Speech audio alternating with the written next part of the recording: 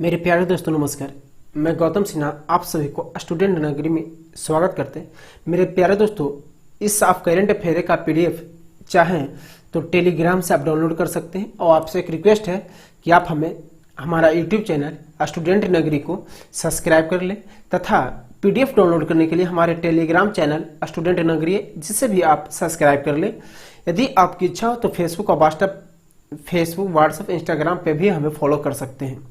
तो चलिए मेरे प्यारे दोस्तों, आज के हम लोग लेके चलते हैं। सबसे पहला क्वेश्चन हमारा आज 7 अगस्त का जो क्वेश्चन लाए हैं वो है रविंद्रनाथ टैगोर का निधन कब हुआ था। तो रविंद्रनाथ टैगोर का निधन 7 अगस्त 1941 ईस्वी में हुआ था। आइए जानते हैं इनके बारे में कुछ क्वेश्चन क्या है। इनका जन्म देखा जाए तो इनका जन्म के बारे में बताया गया 7 मई 1861 में इनका जन्म हुआ था कोलकाता में। आइए जानते हैं इनके बारे में कुछ प्रश्न। इनके पिता का नाम देवेंद्रनाथ टैगोर था, माता शारदा देवी। इन्हें गुरुदेव के नाम से भी जाना जाता था। चलिए चौथा पॉइंट है 8 साल की उम्र में पहली कविता लिखे थे। रविंद्रनाथ टैगोर ने सबसे कम उम्र में कविता लिखी, वो है 8 साल की उम्र में लिखे थे। आइए, जो प्रकाशन नहीं हुआ था, केवल लिखे थे, जैसे ग्रुप वगैरह में लिखते हैं, अपना सुनाते थे, गाते थे। लेकिन जब उन्होंने 16 वर्ष की उम्र में एक कविता लिखी, भानु सिंह लघु कथा, वो प्रकाशित हुआ था। ये लघु कथा था, वो क्या हुआ था, प्रकाशित हुआ था, इसका प्रकाशन हुआ था। आइए चलते हैं, आपको बता दें कि रविंद्रनाथ टैगोर को प्रकृति से बहुत प्यार था। उन्होंने अपना गृह त्याग करके यानी 1901 ईस्वी में सियालदा छोड़कर शांति निकेतन आए। कहाँ है? शांति निकेतन आए और शांति निकेतन आश्रम की स्थापना की। यहाँ से एक क्वेश्चन और बनता है आपके पास कि शांति निकेतन की स्थापना कब हुई थी। तो शांति निकेतन की स्थापना 1901 ईस्वी में हुआ था। आइए हमारा अगला क्वेश्चन है, ये ऐसे व्यक्ति थे, इन्होंने 2 देशों का राष्ट्रगान लिखे थे। भारत के लिए तो आपको पता ही होगा और बंगला के लिए भी यानी बंगाल के लिए भी लिखे थे। चलिए बढ़ते हैं आगे हमारा है 7वां 1913 ईस्वी में गीतांजलि के लिए नोबेल पुरस्कार मिला था। इनको जो नोबेल पुरस्कार मिला था, इनका एक बुक है गीतांजलि, इनके लिए मिला था और ये प्रथम भारतीय हैं जिन्हें नोबेल पुरस्कार मिला है। भारत के कौन से ऐसे प्रथम व्यक्ति जिनको नोबेल पुरस्कार मिला है, वो है रविंद्रनाथ टैगोर। आइए इनकी प्रमुख रचना क्या थी? गीतांजलि, गीताली, गीतिमाल, कनिका, खे। इसी प्रकार बढ़ते हैं आज का हमारा दूसरा क्वेश्चन है, मालदीव औद्योगिक मत्स्य कंपनी में मछली पकड़ने की सुविधा के विस्तार के लिए मालदीव को लैंड ऑफ क्रेडिट LOC के रूप में भारत द्वारा दी गई राशि कितना है? Option A America dollar 20 million, 25 million, ये अमेरिका डॉलर है के रूप में है 20 डॉलर और इसका सही आंसर है 18 मिलियन। तो दोस्तों यहां से चलते हैं इसके बारे में कुछ। क्रेडिट लाइन समझौता LOC क्रेडिट लाइन समझौता पर भारत के निर्यात आयात बैंक के मुख्य प्रबंधक, देखिएगा एक इंपॉर्टेंस है, सुधाता मंडल और मालदीव के वित्त मंत्री इब्राहिम आमेर ने इस समझौते पे सिग्नेचर किया था। ये समझौते पे क्या किए? सिग्नेचर। और जो पैसा दिया गया 1.75% दर से दिया गया है। यदि इसकी राजधानी पूछा जाए, मालदीव की राजधानी तो माले है। इसका मुद्रा के बारे में चर्चा किया जाए तो मालदीवियन रुपया है। प्रेसिडेंट, मालदीव का प्रेसिडेंट की चर्चा की जाए तो इब्राहिम मोहम्मद सोलिह है। चलिए इसके बाद चलते हैं हम लोग अगला क्वेश्चन।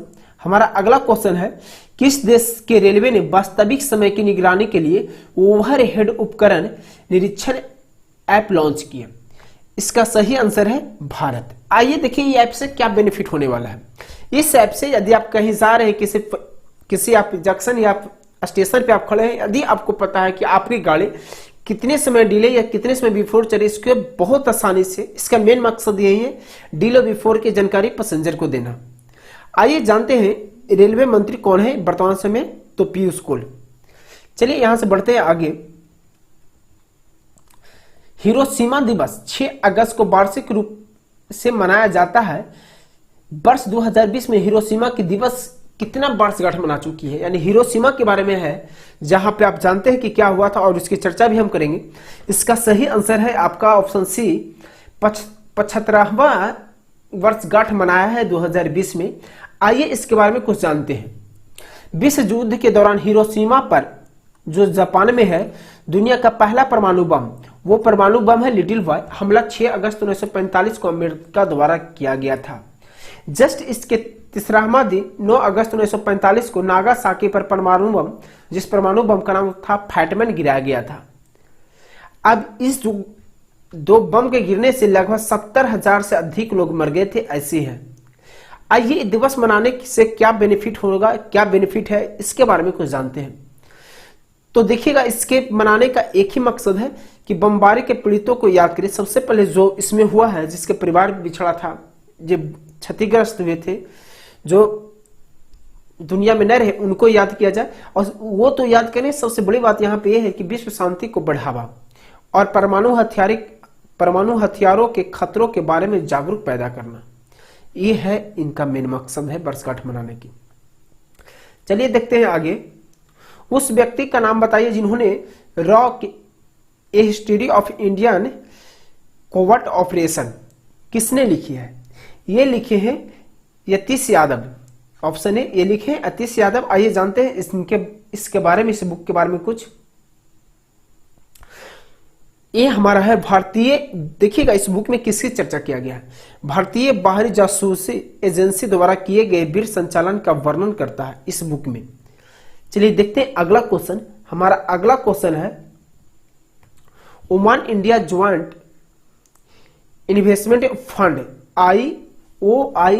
OIJIF सेकंड ने डीसीबी बैंक में लिमिटेड में 1.63% की हिस्सेदारी का ग्रहण किया है। डीसीबी बैंक का मुख्यालय कहाँ है? सबसे पहले ये है, यहां से 2-3 क्वेश्चन आएगा। सबसे पहला है डीसीबी बैंक का मुख्यालय, ये तो आपका मुंबई में है। चलिए इसके बाद OIJIF ने इसके साथ कितने परसेंट की साझेदारी की है? 1.63% की साझेदारी की है। मेरे प्यारे दोस्तों, ये हमारा करंट अफेयर का पहला वीडियो है। इस वीडियो में हम बहुत कम ही, यानी 6 ही क्वेश्चन डाल पाए, किसी बहुत सारे फॉर्मेट तैयार करने में समय लगा। पीडीएफ का जो सेटअप देख रहे हैं, पीडीएफ कन्वर्ट करने का जो फॉर्मेट तैयार किए हैं, उसमें हमारा टाइम लगा।